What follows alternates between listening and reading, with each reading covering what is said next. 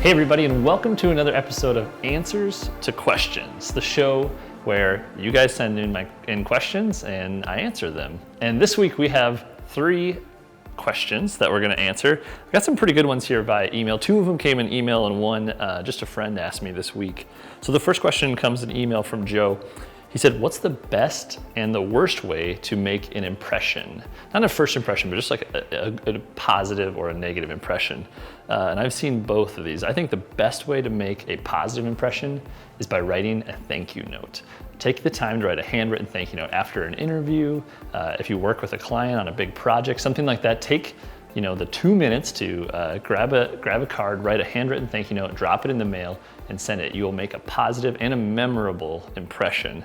On the negative side, I think the worst way to make an impression is if you lose someone's trust. Calling in sick at work and then posting Instagrams with your friends out at the bar, probably not the best way to make a good impression. So make sure that you put your trust first and you value that. So great question, Joe. The second question comes in an email from Michelle, and she asked me, what do you think will be like the next big social app? We talked about last show, Snapchat is getting bigger and bigger.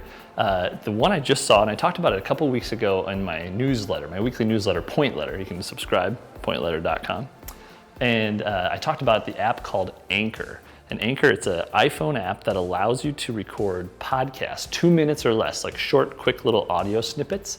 And then other people can record responses or replies on their audio as well. It's really fascinating, it's super slick. And I think it's super powerful because capturing someone's voice, it kind of is a whole other level than just a photo or of course 140 characters as a tweet. So check out Anchor at anchor.fm. It's a really cool app. And our third question comes from a friend of mine, Dan. He just asked me this on the street the other day. He has an employee leaving, and he asked me if I had any good recommendations for exit interview questions and what my favorite exit interview question is. I always think doing an exit interview is super important with your employees. It allows you an opportunity to learn some deeper insight, and maybe they're willing to share something they wouldn't maybe normally share on the typical day of work as they would on their last day.